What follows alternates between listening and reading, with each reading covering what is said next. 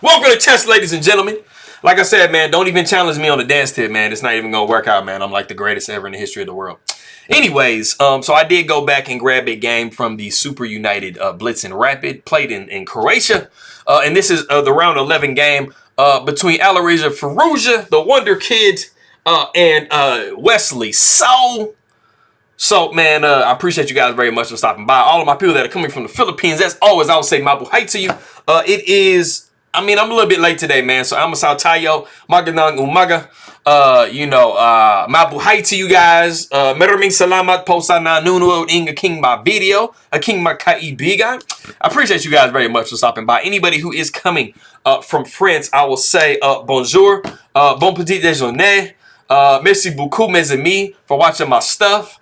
Bienvenue. I appreciate you guys very much. Anybody who is coming from Iran or who does speak Farsi, I will say salam. Man Kelvin Kelvin Love Jr. here. And Haley Mamnoon for coming by and taking a look at my video. But if you guys are ready to go, let's take a look, see what we got for this game. Bam. We got the move D4. We got knight to F6. We got C4, E6. And then knight to c3. So this is inviting the Nimzo-Indian, and that is what we do see. We see bishop coming to b4. We got the move e3, just strengthening our center up. We got castles by black. Bishop comes to d2. So pretty much once this move, it's not really gigantically beneficial to take on c3 with this bishop. But after we see the bishop coming to d2, we pretty much can take it back after the bishop takes with the bishop. So, we don't have to damage our structure if we don't want to. We do see the move d5, just challenging the center.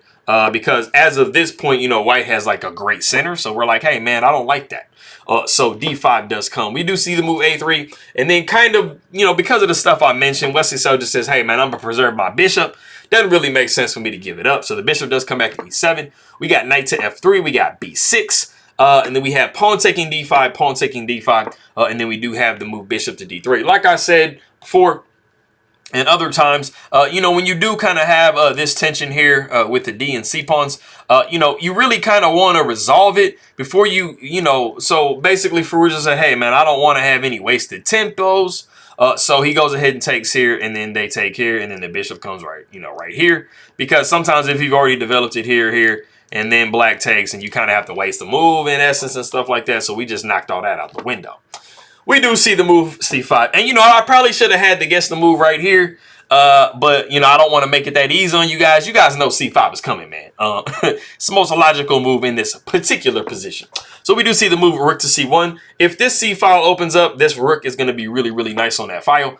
We got bishop to b7. We got castles by white. And then knight comes to c6. And we do have the novelty of the game, which is pawn takes c5.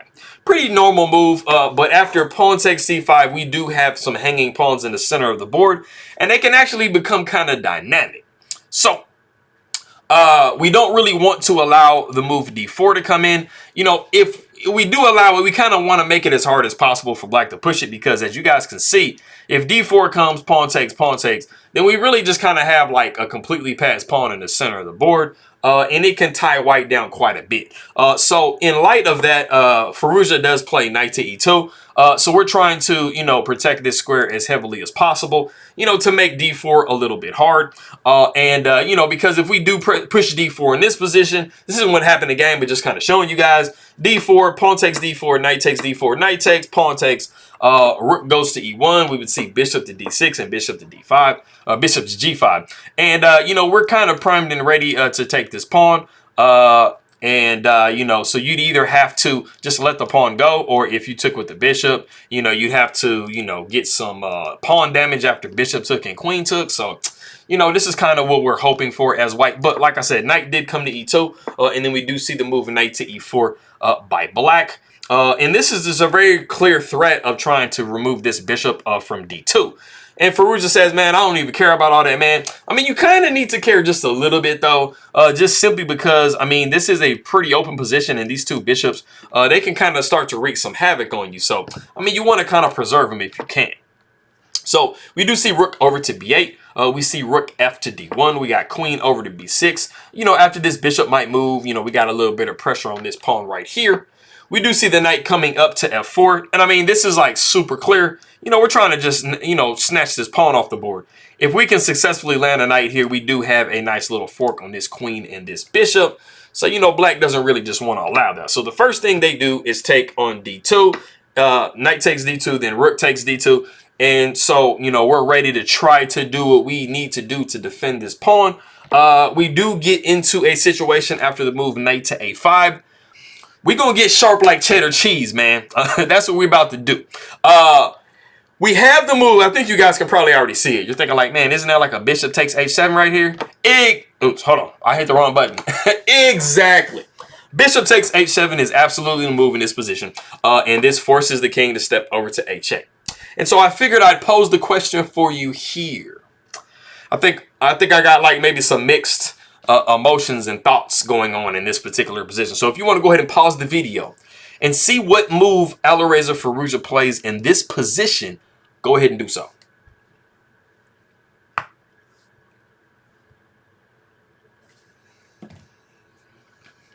Okay, so the reason that I said I think we have like mixed thoughts and emotions in this position is because I think that there's a nice handful of you that are thinking this bishop is kind of trapped if I just leave it there, right? Because the majority of the time when you do take with the bishop and force the king over, you know, sometimes you can get your bishop trapped, you know, with g6. So I think a lot of you guys might be thinking, hey, man, let me go ahead and like move this bishop back a little bit. But that is actually not the best move in the position. It's not even one of the top moves at all. You pretty much are going into this bishop's like situation fully ready to sacrifice this bishop when the time comes. The main thing that you were looking for is to clear out this file so that you can attack this pawn. So we do see knight taking d5, and that is the move that I was looking for. Absolutely the best move. Like I said, you are prepared in this position to go for the sacrifice of this bishop to grab you some pawns. So after the knight takes d5, we do see bishop taking d5, rook taking d5, and then we do see the g6 I was talking about. But like I said, you know, white is like, dude, I don't even care about my bishop, man. Like, I hate bishops, right?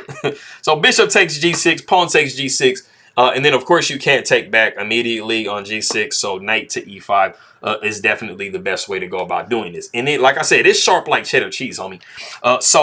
You know, we have a lot of threats on the board, so the best thing that black can do is to try to counterattack as much as possible. So we do see the queen taking on b2. We got knight taking g6 with check, king going down to g7, and first tossing in this move, queen takes on b2. After the rook takes, we do take on e7 with the knight. Now, you do have to, you know, basically be calculating all the way to this point and knowing that you're going to be giving up one of your pawns on the very tender f2 square, and that is what we see in the game. Rook f takes f2. But as you guys can see, white is completely 100% won, but it kind of depends on how they play.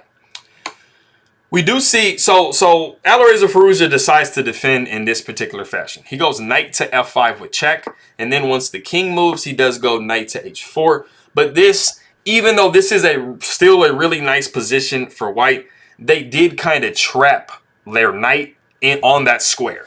So they have kind of tied themselves down to like the protection of this h2 pawn.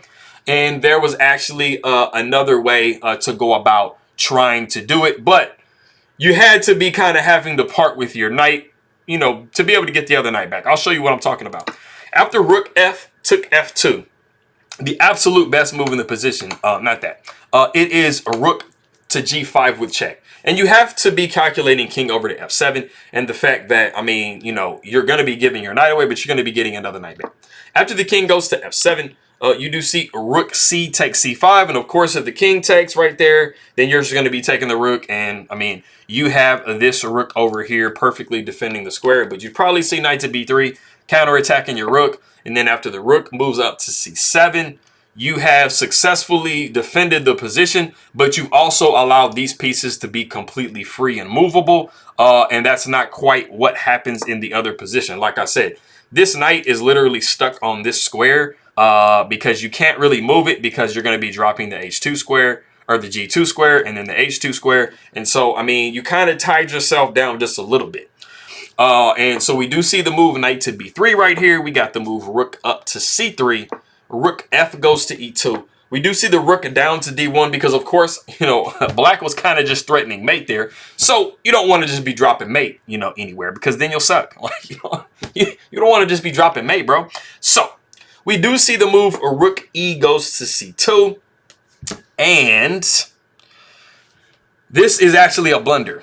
This kind of blunders the game away. You know, the one issue that I had mentioned before was that this knight was kind of stuck on H4. When you go, so this is a little bit deeper than just like, you know, the piece, the side that doesn't have as much material, doesn't want to go into the trades. It wasn't that going into the trades was that bad, but if you maintained your rooks on that 7th rank and always threatened that check on G2 and then H2 and things like that, you pretty much just even the game out. So you had to make sure that you did that. So once you go and you offer this trade, white is like, oh, yes, great. I want to trade, because after we see rook takes C2, rook takes C2, now your knight is free. So, you know, you've basically just helped to mobilize white's pieces. Now they can get their piece out of the way so they can start pushing their pawns to try to, you know, promote. And that is literally what Firouzja does. He goes knight to F3 first. We see the move A5. We got H4. So this just starts the pawn trying to run away. We see C4. We got rook up to D6. You know, we wanted to get rid of, you know, our rook on this back rank. We are trying to help this pawn promote. After the king goes to F5, we do see H5. Or the king goes to F5, we see H5. We got the move C3. So it kind of seems like black is kind of like, you know, matching, you know, white, you know, in the race that we're going through. But we do see the rook over to C6. Rook goes to C1 with check. The king goes to H2. We see knight down to D2. And of course, white is not going to trade and allow this situation to occur because then black would actually be faster than white. We do see the move H6. We got knight down to F1 with check, which moves the king up to H3. The knight takes on E3. We got the king over to G3. And this is the perfect position that you want to be in. You absolutely cannot be on this square because once this pawn pushes, the rook can swing over and check the king and help with the promotion of this pawn. And we absolutely do not want to do that. So we do hide in front of our pawn. You have to be very careful about that type of stuff, you know, when you are, you know, out in the open with your king, because if, you know, if the person can place a check on you, you know, they can actually help their pawn completely promote, and you'll have to sacrifice your rook for that new queen.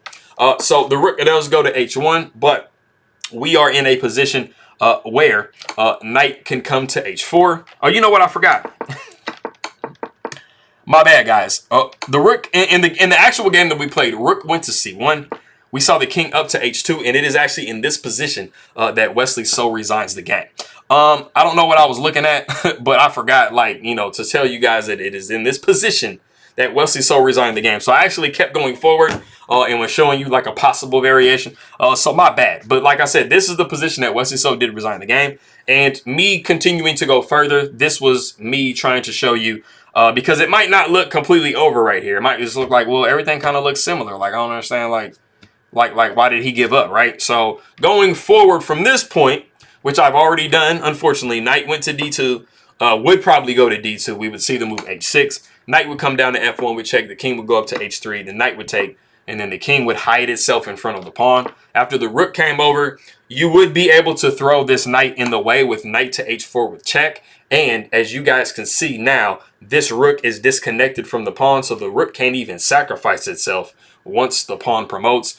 So there is no way to stop this pawn. You can try to make the effort to go over to G5 with your king, just to attack that knight and make it to where you can. But the rook would be sliding over to G6 with check. The king probably will go to H5, and then you do see the move H7. And like I said, you cannot stop this pawn from promoting. So going from this position here, after the king came to H2 and Wesley so resigned the game, this was just the variation that I was trying to show you guys as to probably just one of the possibilities as to why Wesley so would have resigned the game. It could have been other possibilities, but this is pretty much what you would be looking at if you kept going forward. So Wesley so just said, hey, I'm good, man. I know that you were a pretty strong dude, so I'm going to let it go.